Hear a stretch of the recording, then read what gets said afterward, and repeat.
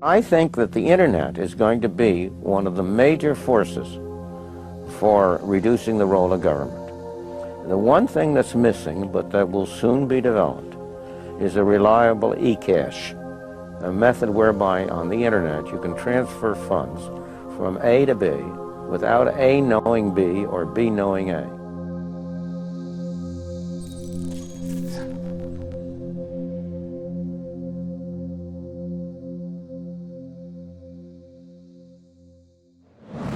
What is a Bitcoin? What is Bitcoin? What backs a Bitcoin? You put some of your money, real money, online, and it turns into Bitcoin.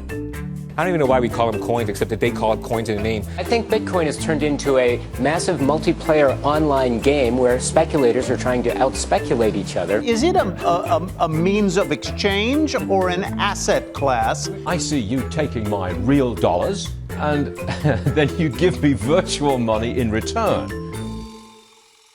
Thanksgiving dinner, my grandmother asked me, what the heck is this Bitcoin stuff anyway, right? And I said to her, do you remember when Visa cards first came out? You were used to paying with cash or with a check, and then a Visa came out. It was this weird payment system that you didn't understand. And she said, yeah, I remember that. I said, well, Bitcoin is just the next evolution of another payment system. Bitcoin. By now, you've probably heard of it. The wild fluctuations in its price has gained the attention of the mainstream financial media. But Bitcoin is much more than just your average investment.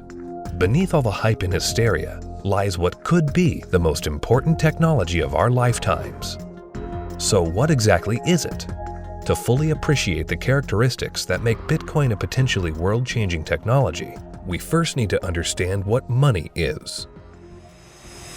Currency started developing 6,000 to 9,000 years ago, some sort of medium of exchange, and people used something of value. Societies around the world, though, started to select gold and silver as their primary currency about 3,000 years ago, and then about 680 BC, they became money when they were minted into coins of equal weights.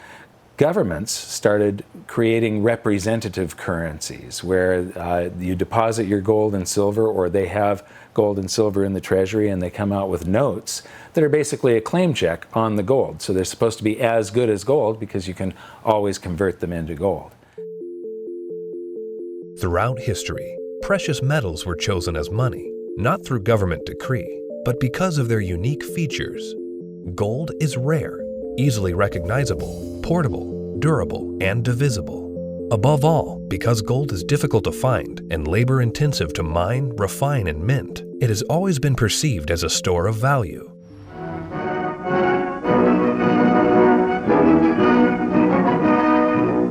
At Bretton Woods, New Hampshire, delegates from 44 allied and associate countries arrived for the opening of the United Nations Monetary and Financial Conference. In modern history, as World War II was coming to an end, in 1944, the Allied nations met at the small town of Bretton Woods, New Hampshire. Here, they drafted a new financial system, which would stabilize the world's financial system once the war ended. With the United States poised to enter a golden age of prosperity, the U.S. dollar was chosen to be the world's reserve currency. The Bretton Woods system was created after the Second World War at the Bretton Woods Conference in New Hampshire. And rather than using gold as the means of exchange between countries, as was the case under the old gold standard, the dollar was going to be used. The dollar was chosen because back then it was as good as gold. Under this new system, the countries of the world would tie their currencies at a fixed rate to the U.S. dollar. And because most of the world's gold was held in U.S. vaults, the U.S. dollar would be backed by gold at a fixed price of $35 per ounce. This created a system where the currencies of the world were effectively backed by gold through the U.S. dollar. I have directed Secretary Connally to suspend temporarily the convertibility of the dollar into gold or other reserve assets. The Bretton Woods system lasted for about 25 years, but in August of 1971, President Richard Nixon called for an emergency press conference where he announced foreign countries would no longer be able to convert their U.S. dollar holdings into gold. This surprise move would come to be known as the Nixon shock. With this one announcement, President Nixon effectively created our current monetary system, a system where no currency is backed by gold or anything of value. This is what is known as a fiat currency. Fiat currency is currency that's backed by nothing except government promises. The word fiat is a Latin word, and it basically means currency that's circulating by force. If people have confidence in that currency, and if there's enough government force, that will enable the currency to circulate for a period of time until people lose confidence in the currency.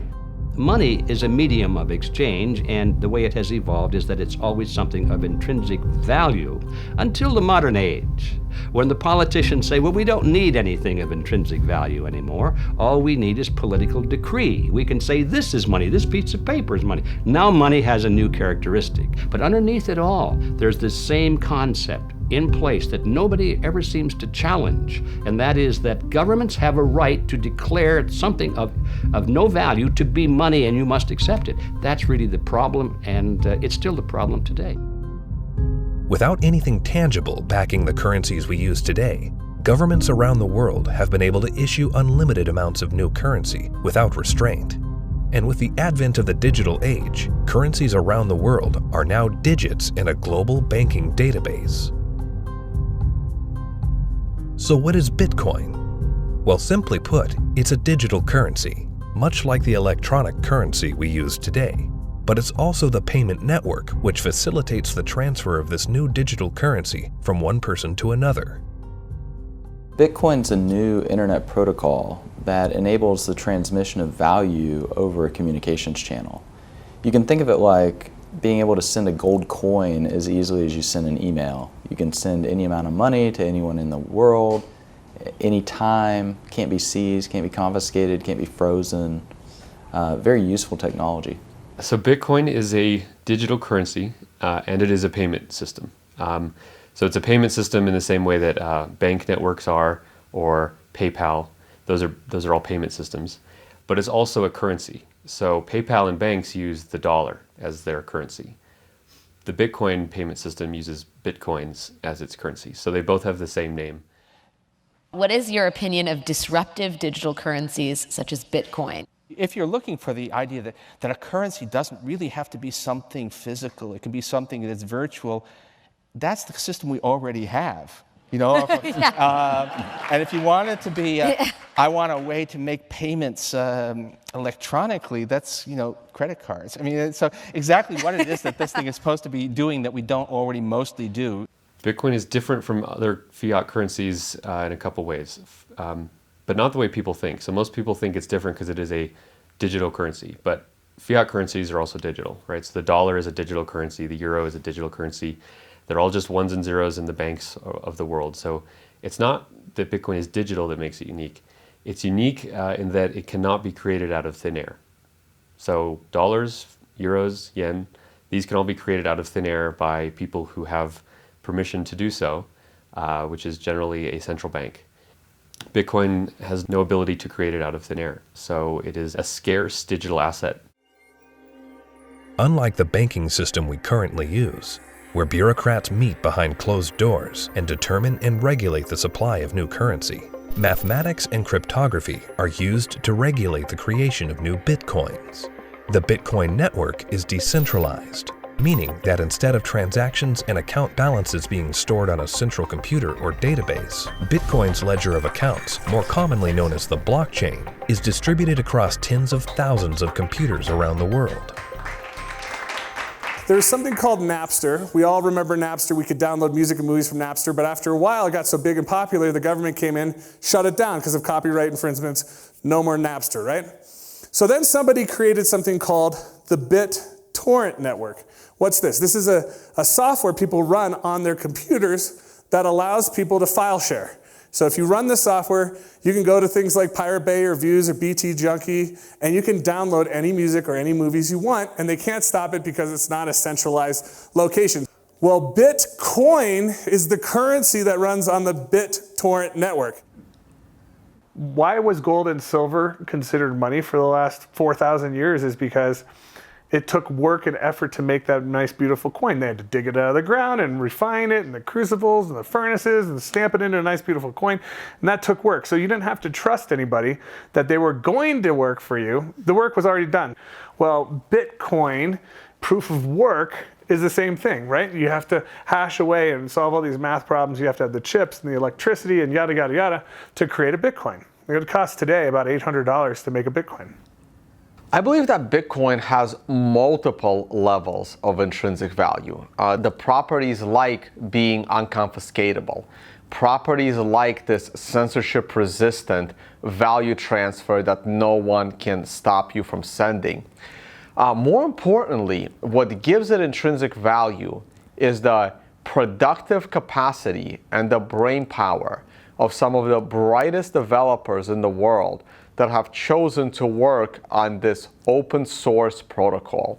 And this productive capacity of some of the brightest minds that are building it is what truly gives it value. All Bitcoin transactions are cryptographically verified by thousands of computers on the Bitcoin network. These very powerful computers, known as miners, expend a massive amount of energy and processing power to verify the integrity of each and every transaction. So the miners basically validate transactions. All these transactions are flying around, and they have not yet been formally vetted by the network. If the miner believes the transactions are valid, it will put them in the block, and the block then becomes part of the blockchain. And over time, that becomes the record of truth. And so what that means is that if you receive Bitcoin and a few blocks happen after you receive it, no one can ever take that money away from you because the blocks have been stuck into the blockchain, they can't be reversed, and you know that the money is truly yours. The decentralized nature of the Bitcoin network eliminates a single point of failure and makes it impossible to be hacked or to be shut down. Bitcoin transactions are transmitted peer-to-peer without the need for a third party, meaning that the user is in complete control of their money. It's impossible to be shut down. That's the beautiful thing about it. There is no Bitcoin place. You can't shoot Bitcoin. It has no center of gravity, it has no headquarters, you can't shut it down. The only way you could is to shut off the internet. Your average person has absolutely no idea how their email works, but it works, and that's all that really matters. And Bitcoin's very similar to that. But as far as what I would do to tell people or describe to people who don't know about Bitcoin what it is, I would say it's a form of money that you can just use on your phone or your computer in today's digital age where everyone's on the internet, that is much faster to send than most of the banks. And it has, for at least since its inception in 2009, risen in value. For new users, the inner workings of Bitcoin can be quite complex and daunting. But what's important is how this revolutionary technology changes how money is transferred globally. Right now, every single payment that you make to another person goes through an intermediary. Either PayPal or bank or Visa or MasterCard. And more importantly, the governmental jurisdiction decides if you're allowed to make that payment. That payment could be stopped halfway through, and then you have to try and get your money back. With Bitcoin, no one can stop it. The moment you decide to send another person digital value, you can just send it. And there is nobody in your way. There is no one that has to give you permission to pay another person money, and all they need is an internet connection. This has the potential to displace the need for banks as a trust institution. If you and I exchange currency or have commerce using Bitcoin and it goes on the ledger, on the blockchain, we don't need a bank to confirm that that is a valid transaction. One of the differences between Bitcoin and the banking system is it doesn't require a third party to perform. When you make a deposit into a checking account or a savings account, you are actually loaning the bank your currency.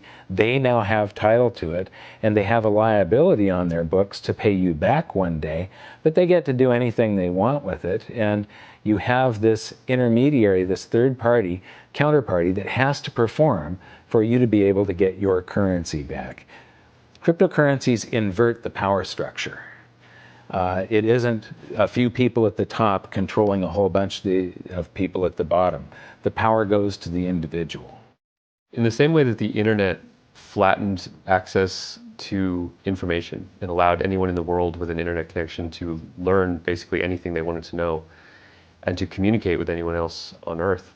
Bitcoin does that with money. So now anyone on the planet, no matter their age or the arbitrary geographic location in which they were born or the arbitrary rules of the people that govern over them, that person can now engage economically with anyone else in the world directly.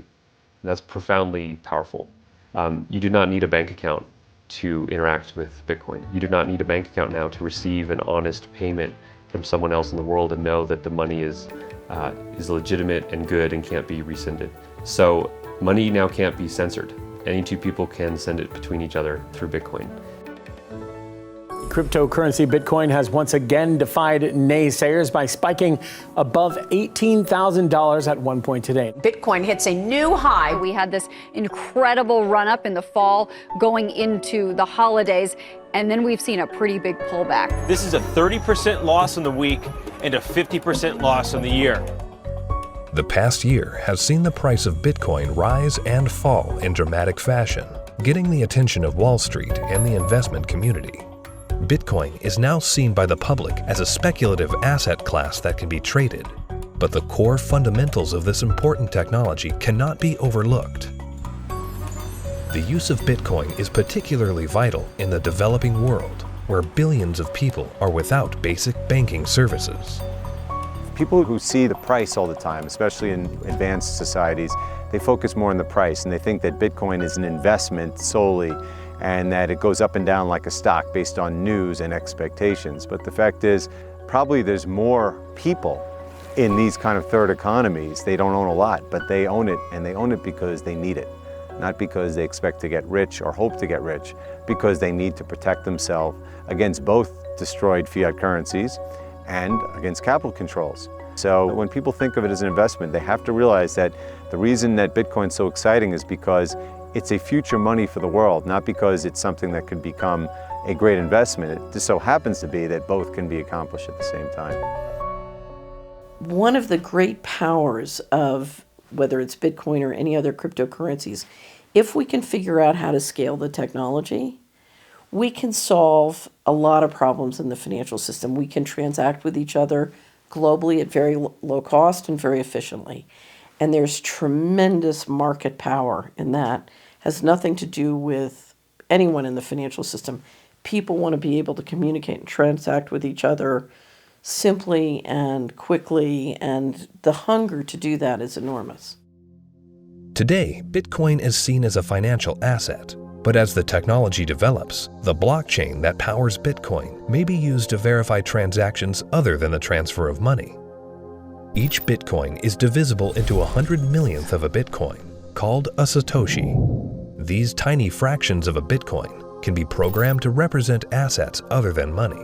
In this way, the Bitcoin blockchain can be used to verify transactions of all kinds of items without the need for a central authority.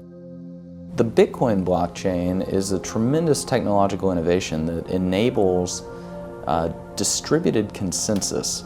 People are able to come to agreement on what the state of this ledger should be and what it is. And that enables people to have trust without trusting any other party or person or institution.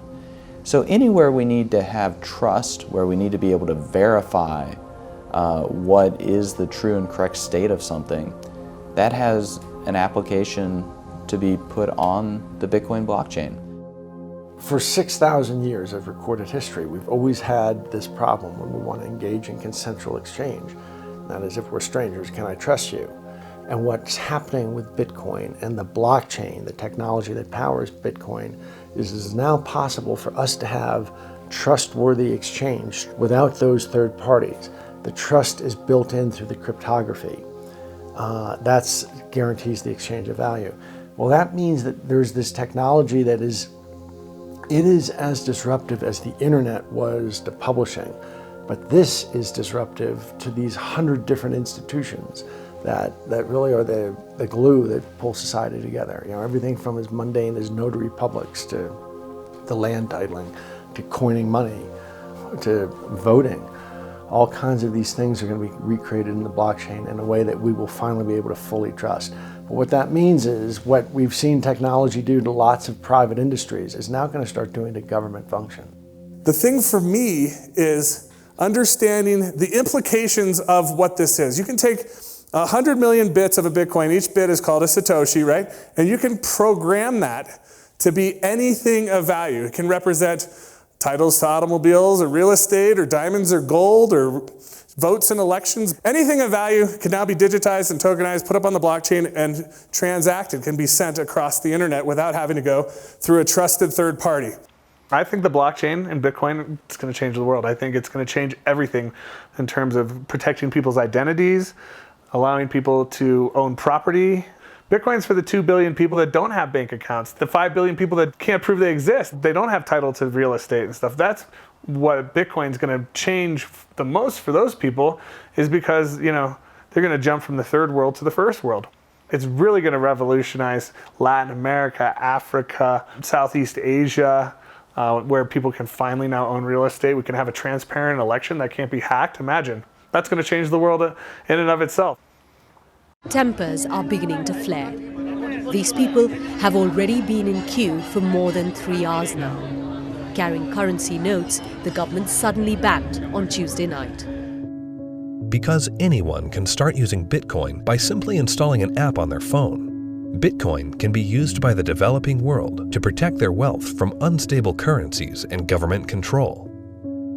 We're seeing it behave as a crisis currency in Venezuela, in Nigeria, in Zimbabwe. When these countries can't get a grasp on their own monetary policy, people flood to Bitcoin. The fate of the unbanked and underbanked population no longer lies in the hands of corrupt governments, centrally planned economies, and central banks. There's a new option, a plan B. Personally, I live in the United States, and a lot of people in the US get bank accounts very easily, have credit cards, debit cards, and all of that, and they don't find that there are too many frictions and pain points. But in a country like India, there are 233 million individuals who are unbanked, who don't have access to a traditional financial infrastructure, and so they're operating cash payment to cash payment. But Bitcoin has become a game changer. So individuals, in essence, can hold on to it, they can spend it, they can transfer it internationally. There are so many use cases.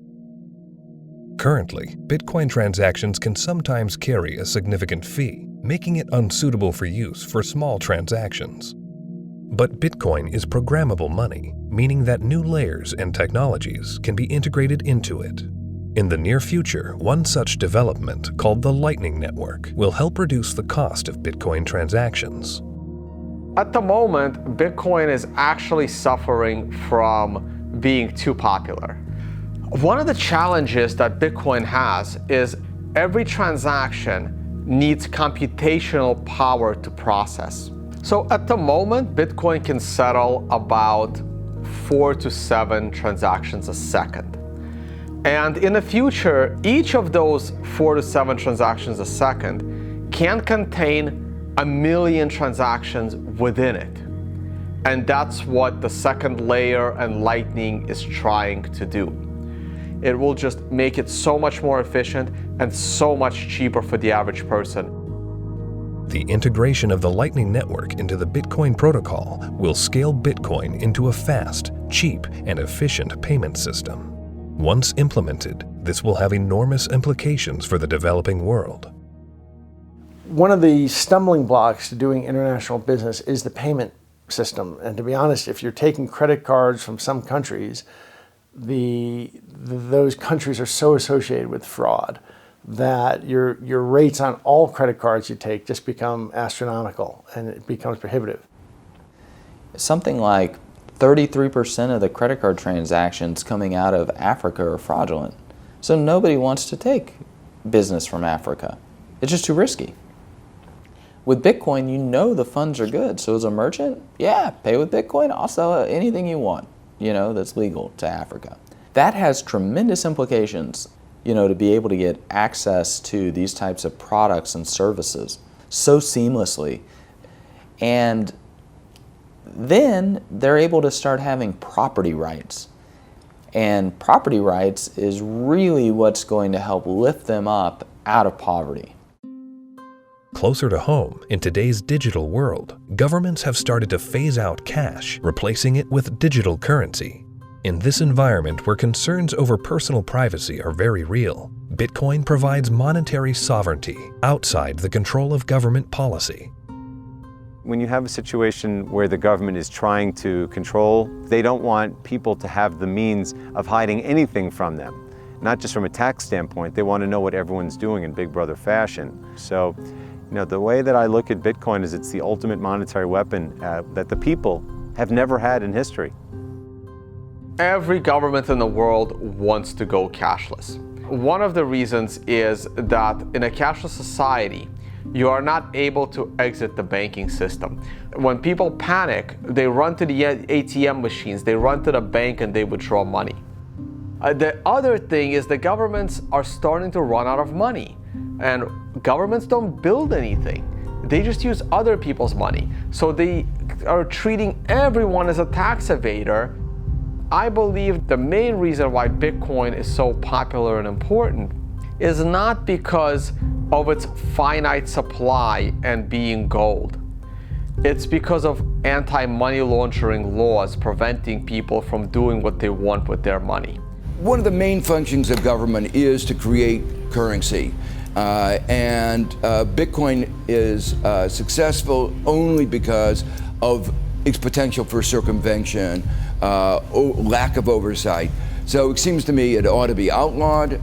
It doesn't serve any socially useful function. As to whether or not Bitcoin is illegal or should be seen to be illegal, cash has been used for a whole heck of a lot more illegal things than Bitcoin has through the years, and still is today. Cash is untraceable. It's easily transportable. Nobody knows where that dollar has been and how it's been moved from hand to hand to hand. So it's just a matter of making that connection that a cryptocurrency is really not a new thing. It's just a different version in a digital form of something that's existed in our society and legal structures for millennia. Bitcoin is shifting the paradigm and challenging the legacy financial system. Recently, Jamie Dimon, chairman and CEO of JP Morgan Chase, America's largest bank, was quoted calling Bitcoin a fraud. Why is Bitcoin a fraud? Here's the reason. Governments, the first thing they do is form a currency. They like to control the currency. They control it through a central bank. They also like to know who has it, where it is, where it's going. Wait until someone gets hurt. Wait until it's used for illicit purposes, which it is somewhat used for illicit purposes. They close it down. You got people like Jamie Dimon, a serious guy, calling it a fraud. Calling it a fraud? You mean like there was hundreds of billions of dollars of securities that Jamie Dimon sold the public a decade ago called mortgage-backed securities? He's calling Bitcoin a fraud? Is that going to go to zero like his securities that he sold the public? First with respect to asking a banker about whether they like Bitcoin or not, that's kind of like asking a king, do you like democracy? It's just so thoroughly frustrating and insulting when people who know very little about what we do watch an up-and-coming technology and have the audacity to call us all criminals. We're not the criminals here. The whole damn reason this ecosystem exists is because they're the criminals. And it doesn't really matter at this point what he thinks. The genie's out of the bottle. Somebody in this room or somebody at this conference or somebody around the world is going to solve the problem of decentralized lending and value-stable currencies and decentralized exchange. And within 5 to 10 years, banks will become less and less relevant, just like landline telephones are becoming less and less relevant. And we're going to wake up one day and we're going to be in charge of our own money. And Jamie Dimon, in retirement, can watch the world as it is, not the world as he would like it to be. The Bitcoin blockchain is built on decentralized consensus outside the control of a central party. However, with the hype in the rise of cryptocurrencies such as Bitcoin, both central banks and commercial banks have started to develop their own digital currencies under the guise of what they call blockchain technology. My big fear is that what is going to happen is blockchain technology will be adopted by governments, and fiat national currencies will be run on blockchain technologies, and the whole monetary system globally will eventually become cashless. And at that point, if it's centralized and there's an entity that runs the blockchain, they can lock you out of it if they don't like what you're doing, and they can trace everything that you do. Every transaction, everywhere you go, will be recorded. And so, you know, if we're not careful, this has the ability to enslave us or free us. I think blockchain or any kind of open ledger distributive database will have a tremendous impact on our world. My fear is that, and this is used to centralize, digital technology gives a banker the ability to put a chip in you, to tax you whenever they want, to interface with a money system with you physically, and to perfect the collateral. So I love the innovation, and the question for all of us is, how can we innovate and make the financial system more efficient and do it in a way at the same time where we distribute the power lines in the political system? The blockchain is a technology, which is a good technology. We actually use it. It will be used for a lot of different things. God bless the blockchain. Cryptocurrencies and digital currencies, you know, I think are also fine. You know, JP Morgan moves $6 trillion around the world every day. We don't do it in cash. It's done digitally. Yeah. If it can be done digitally with the blockchain, so be it. But it'll still be a dollar cryptocurrency. A majority of the people are using the word blockchain, and they don't really care whether it has this decentralized mining. The government is going to just have a digital representation of the dollar. They can call it a blockchain, but there's not going to be mining. There's not going to be decentralization. It's going to be a centralized coin. Whether they call it a blockchain or not is irrelevant.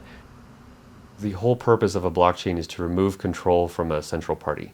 If you're a central bank and you make a blockchain for dollars, and then you have dollar coin, if you still have full control over the dollar coin, you can create how much of it you want, you can control where it goes. There was no point in having a blockchain at all. You might as well just have a centralized database like a banking system. To really use blockchains in any meaningful way, it means that there is no person in charge. And so a central bank, by definition, is the one who is supposed to be in charge of money. And thus they would never create a blockchain or a cryptocurrency that they couldn't control. So that's why they will likely be made redundant, because the market can choose what kind of money it uses. And it now has a choice between a digital currency that can be controlled by central parties and inflated without limit, or a digital currency that cannot be controlled by any central party and that has a fixed amount and can't be debased. Over time, that's going to be a very obvious choice. Bitcoin and the blockchain behind it are incredibly powerful technologies. As the future unfolds, these technologies could be used to restructure the financial system into one of fairness and equality for all, a system outside the control of the banking elite. We have millions of people now taking an interest in what is money, the question of what is money, what should it be? And they're learning, especially a lot of young people. Precious metals were once money. Then came the era of paper money. Could we now be entering a golden age of decentralized digital money? Only time will tell. Bitcoin is first and foremost about changing how the financial system of the planet operates. However, Bitcoin is also a financial asset itself, and it goes through these bubbles, and people have made many millions of dollars when they buy it low, and then it goes up in value. But that's not really what matters at all. What matters is that it's actually going to change the entire ecosystem of the planet, how all humans interact with each other, and that's a very exciting thing to be part of.